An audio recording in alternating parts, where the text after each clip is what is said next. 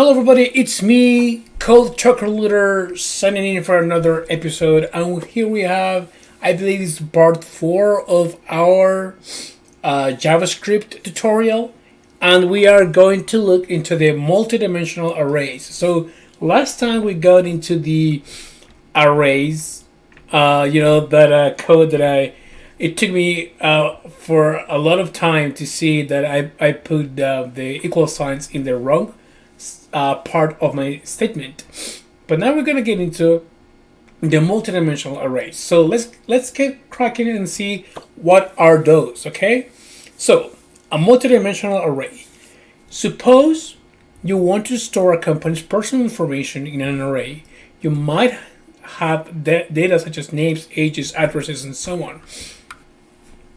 One way to create such an array would be to store the information sequentially. The first name, the first element of the array, then the corresponding age in the next element, and so on. Your array could look something like this.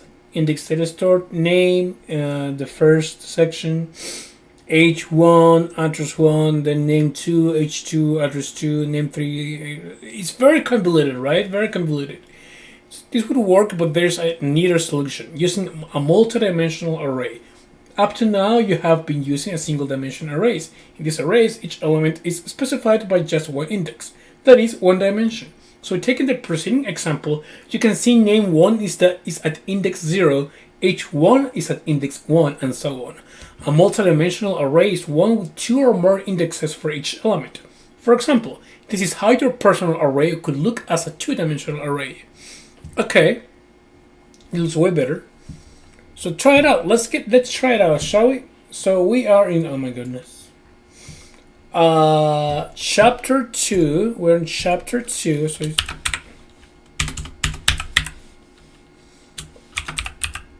sample 9.html. All right, let's get cracking.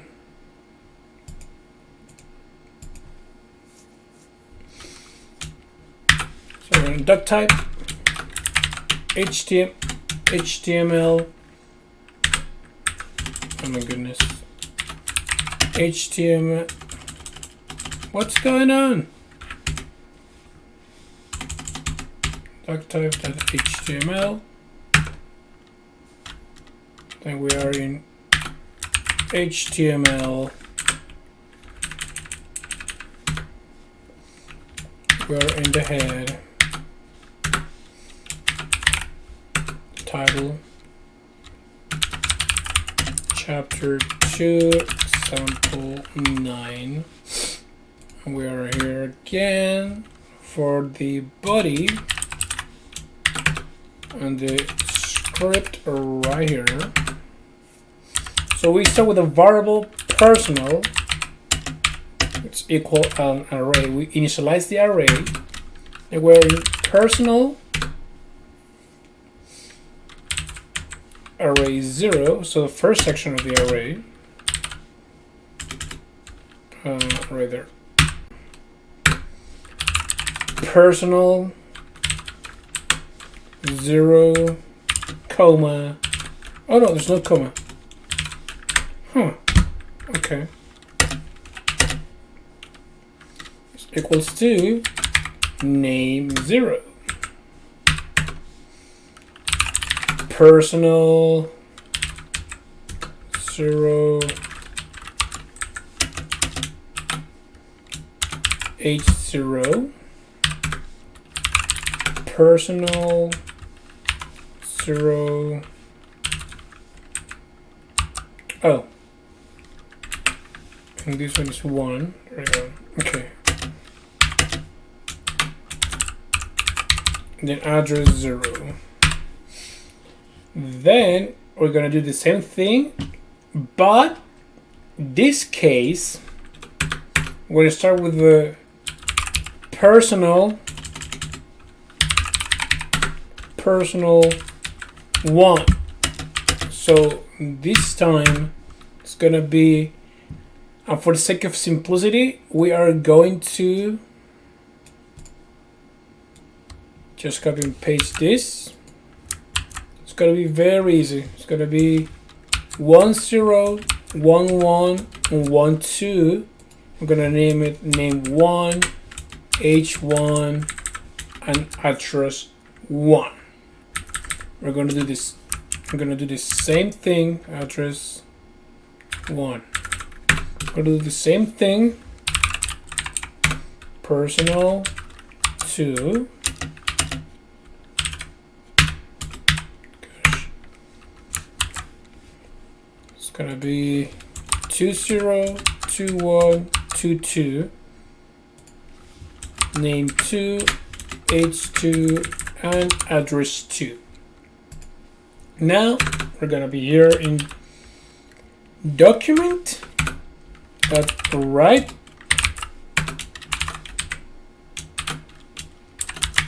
name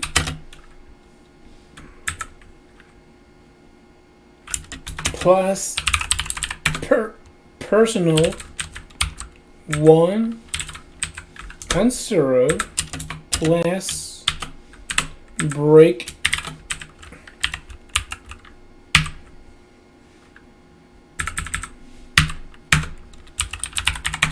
document write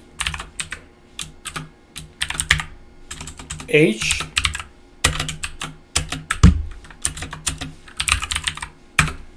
personal 1 plus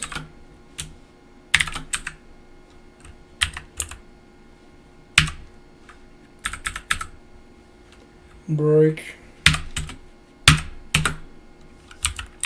document.write equals address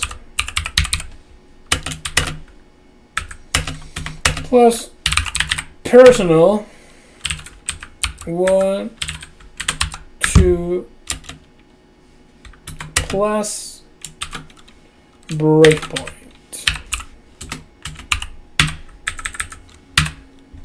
There we go. Okay. So we save.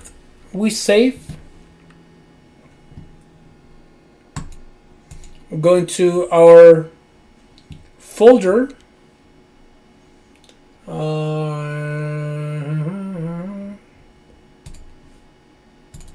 let's go to our folder.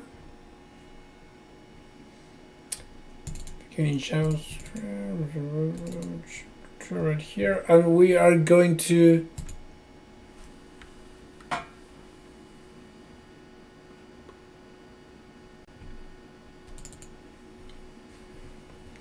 and right here you can see name 1 h1 address 1 converted over there. So let's dissect this, okay?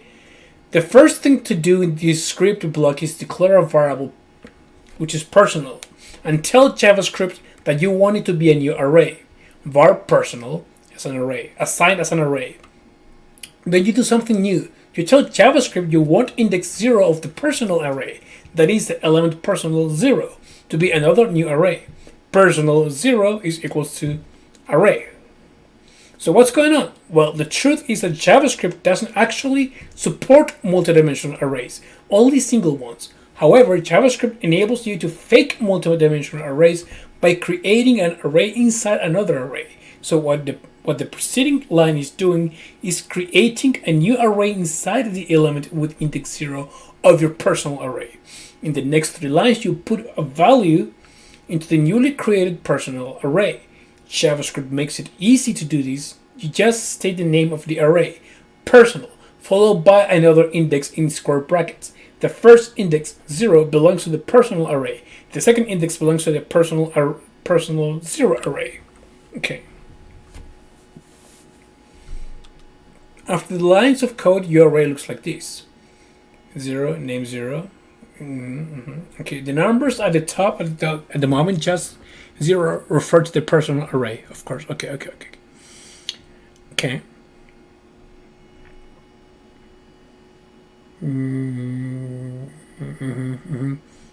Okay, so if you want the personal 2 array, we just document write it, right? and it will appear on the page. Okay, cool stuff. Okay, you have now finished creating your multidimensional array. You end the script block by accessing the data for the second person and displaying the page by using documenter.write.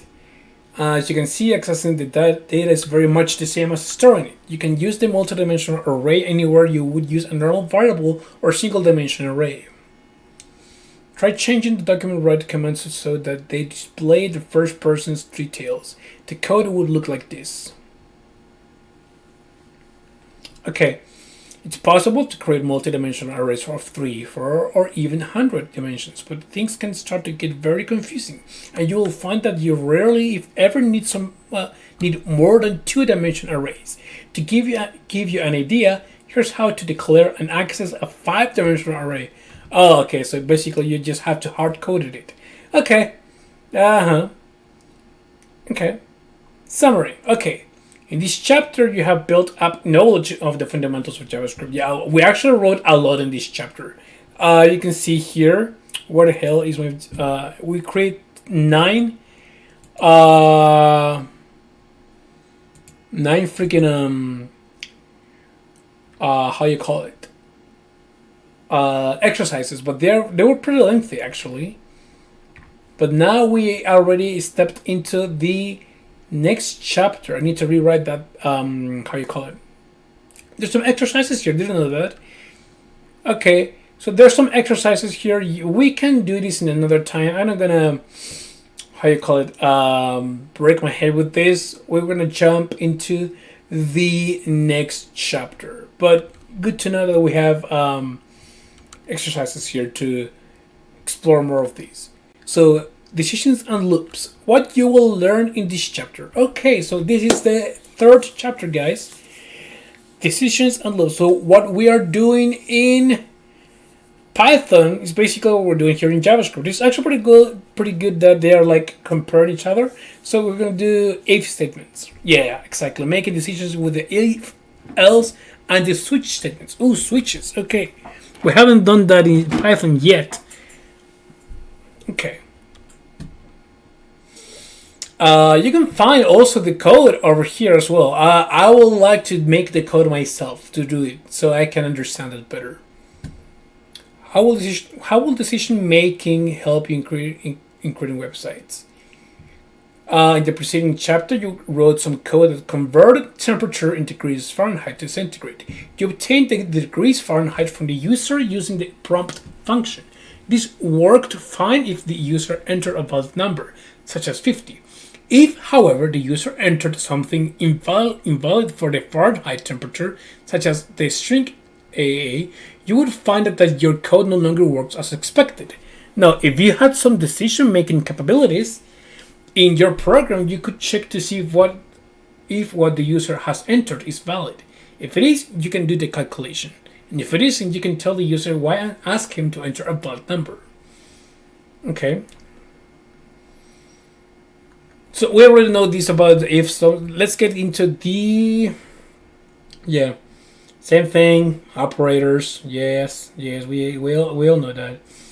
If statement, we all know that. I'm just scrolling very slowly so you can guys pause and read if you would like to. But there you go, that's the tryout. Okay, so what I'm gonna do here, I'm going to chapter open folder, beginning JavaScript, select folder, and then we create another folder which is the chapter 3, and we're gonna go into chapter 3. And just for the sake of simplicity, let's go into open folder, JavaScript, chapter 3, select folder. There you go. Okay. New file. 3 sample 1.html. There you go.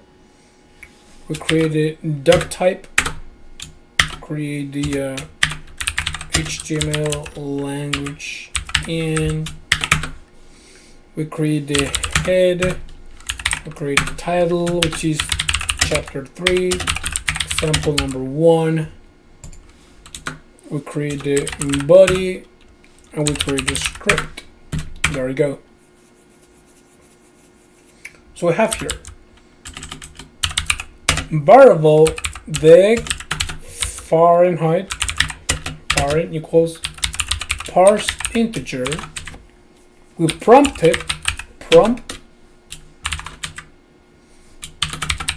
enter the degrees Fahrenheit, comma 32, and then we comment in this parenthesis. Okay. We also have variable the which is another variable, of course. 590 times the deg Fahrenheit minus 32. Okay. Document that write equals deg Fahrenheit plus x be 0 Fahrenheit is plus deg cent plus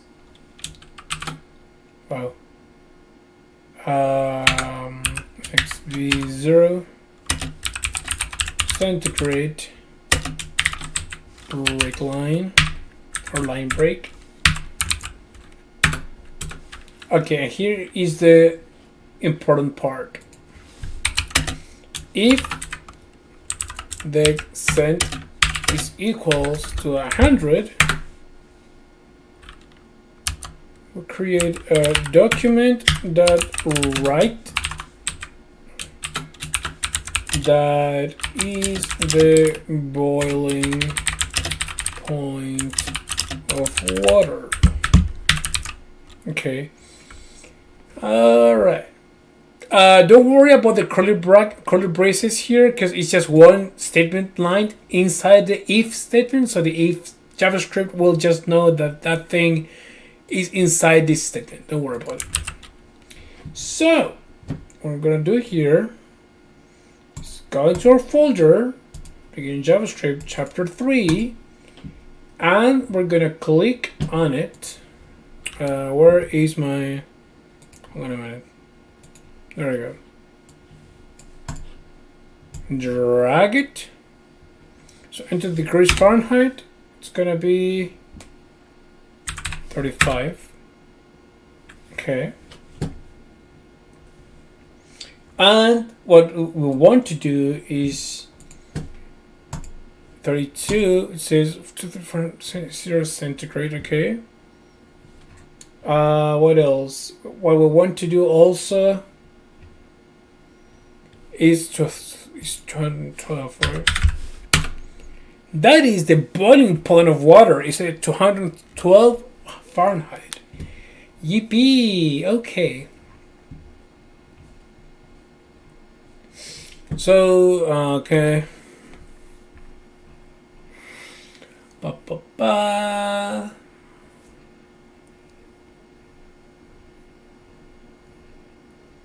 Logical operators, and, or, and not. Very important thing.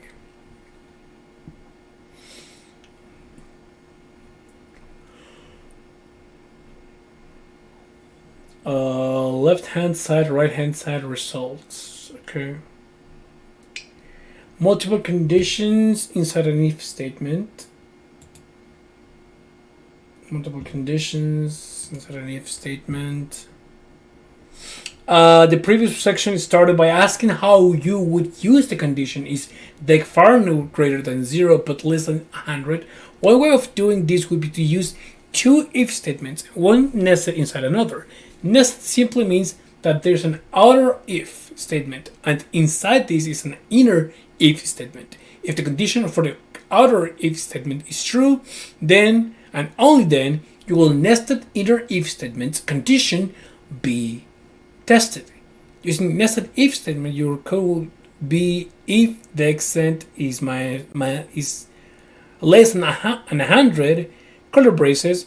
If the extent greater than 0, the correct distance is between 0 and 100. So let's try this out.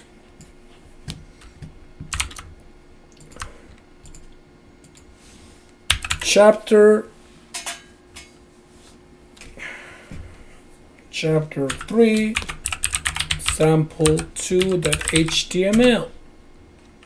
And we have here duck type. No, HTML. Have head. Have title. Chapter 3, sample 2. We have the body. We have the script. And we're gonna do variable my age is equals to parse integer prompt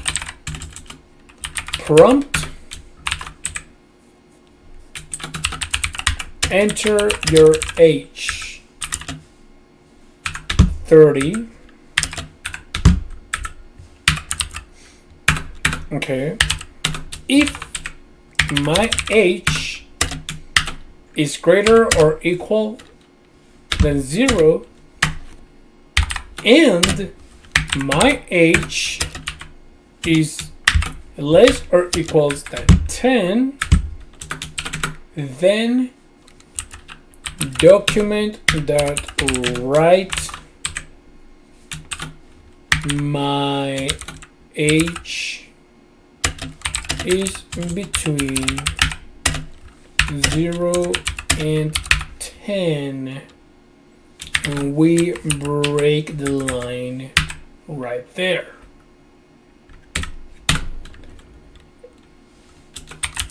If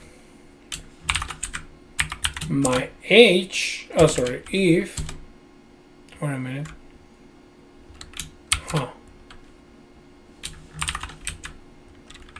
my age is greater than 0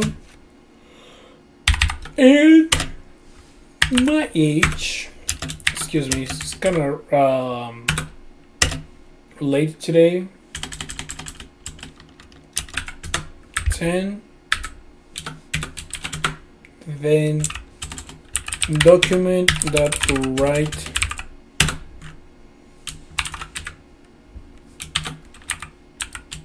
my age is not between 0 and 10, line break.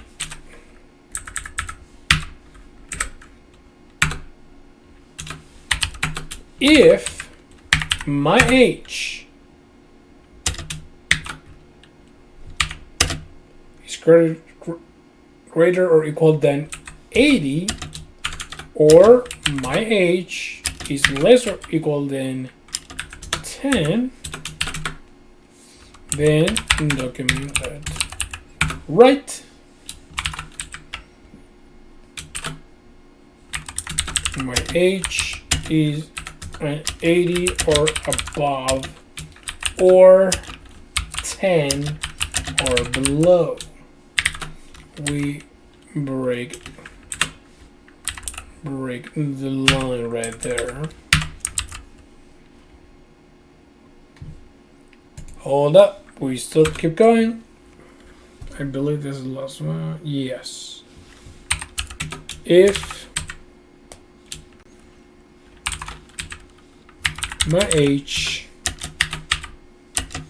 30, oh no, god damn it. And my age 39, excuse me, I'm sorry. Or my age greater or equal than 80 and my age minus or equal less or equals than 89, then document.write my age is in between 30 and 39, or my age is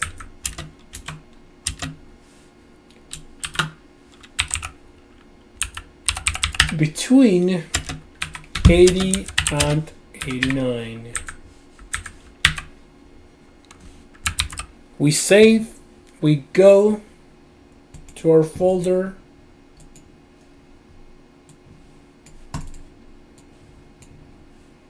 Okay, so now, hold on a minute.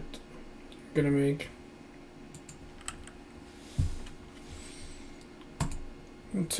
my age is not between 0 to 10, my age is between 30 and 39, okay.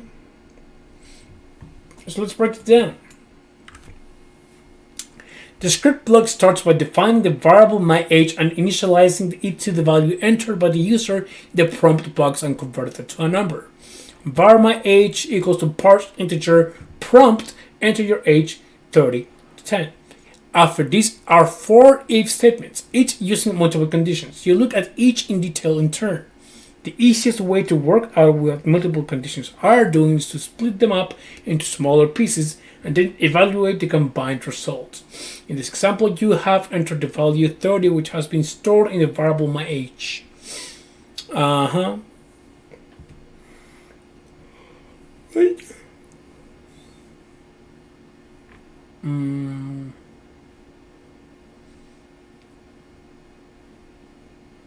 Take the LHS of the condition first, substituting the particular value for my age. The LHS asks, is 30 greater than or equal to 0? The answer is true. The question posed by the RHS condition is 30 less than or equal to the 10? The answer is false. These two halves of the condition are joined using AND. Okay. As you can see here, that it is. Screw. So basically, all the conditional condition statements in this code represent a different option, depending on the age that you input in the prompt window. Pretty much that. I think I'm gonna leave here for today for the JavaScript 28 minutes, almost 30 minutes here.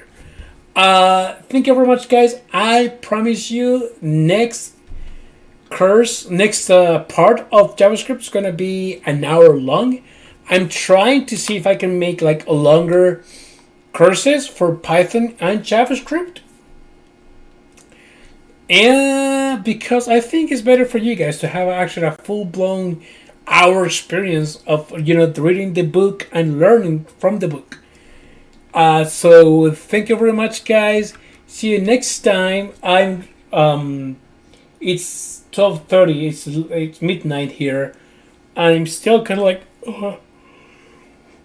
tired from work from yesterday. So thank you very much, guys, and see you guys next time. Okay, bye bye.